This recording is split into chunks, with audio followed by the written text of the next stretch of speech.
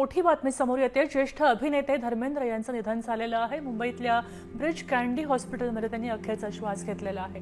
वयाचं 90व्या वर्ष त्यांचं होतं आणि यावर्षी त्यांनी अखेरचा श्वास घेतलाय। खरंच खूप मोठी बातमी आहे आणि क्लेशदायक बातमी आहे। धर्मेंद्र यांनी आज अखेरचा श्वास घेतलेला आहे। त्यांनी एक काळ संपूर्ण सिनेसृष्टी गाजवली होती आणि सगळ्या मराठी जनांना रिझवलं होतं। त्यांनी 90व्या वर्षी अखेरचा श्वास घेतलाय। 1960 मध्ये त्यांनी चित्रपट सृष्टीमध्ये पदार्पण केलं। त्यानंतर दिल भी तेरा हम भी तेरे या चित्रपटातनं त्यांनी अभिनयाला सुरुवात केली आणि मराठी माणसाला भुरळ घातली। 300 पेक्षा अधिक चित्रपटांमध्ये त्यांनी अभिनय केलेला आहे।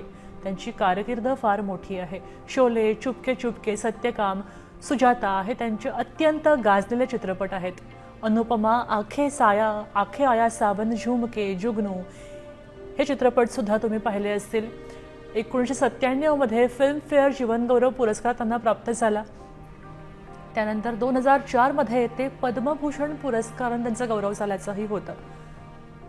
8 डिसेंबर 1935 ला पंजाबमधल्या लुधियानामध्ये त्यांचा जन्म झाला होता।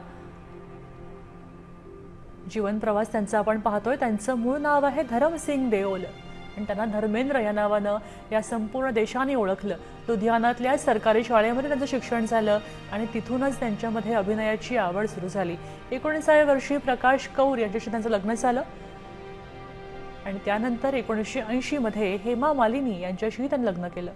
हेमा मालिनी या खरं तर हिंदीमधल्या मोठ्या अभिनेत्री होत्या। बॉलिवूडचे हीमॅन म्हणून त्यांची ओळख होती। 2004 मध्ये बिकानेरमधनं ते भाजपचे खासदार म्हणून निवडून आले।